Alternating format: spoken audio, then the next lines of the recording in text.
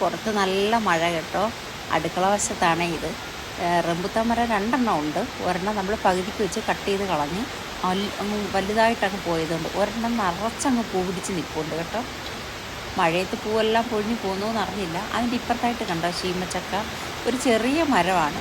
അപ്പോൾ അതിനകത്ത് എല്ലാ കൊപ്പിലും 2ഉം 3ഉം കാ വീതം ഉണ്ടായിരുന്നു. അപ്പോൾ ഈ കാ പിടിച്ചപ്പോൾ നമ്മൾ കണ്ട്. പിന്നെ ഞാനിനി എറണാകുളത്തല്ലായിരുന്നോ, സൈചേട്ടൻ പിന്നെ ശ്രദ്ധിച്ചില്ല. അതുകൊണ്ട് ചിലതൊക്കെ അങ്ങ് അടന്നു പോയി, ചിലത് വിളഞ്ഞ് കിളി കൊത്തി കളഞ്ഞ് നിലത്തിട്ടേക്കുന്ന കിളി കൊത്തിയിട്ട് അതിൻ്റെ ബാലൻസ് നിന്നതാണ്. നമ്മളിപ്പം ശ്രദ്ധിച്ചപ്പം അതിനകത്ത് നിന്നത് സൈചേട്ടൻ പിച്ചിയതാണ് കേട്ടോ. ഇത്രയും കാ കിട്ടി നമുക്ക്. ഇത്രയും കിട്ടി, ഇപ്പം പിച്ചിയത് കൊണ്ട് ഇത്രയും കിട്ടി. ബാക്കി അല്ലെങ്കിൽ അതും കൂടെ കിളി കൊണ്ടുപോയേനെയായിരുന്നു. പക്ഷെ നല്ല സന്തോഷമായി ഇത്രയും കിട്ടിയപ്പോഴത്തേക്കിനും. അടുത്ത വീഡിയോയിൽ കാണാം. ബൈ.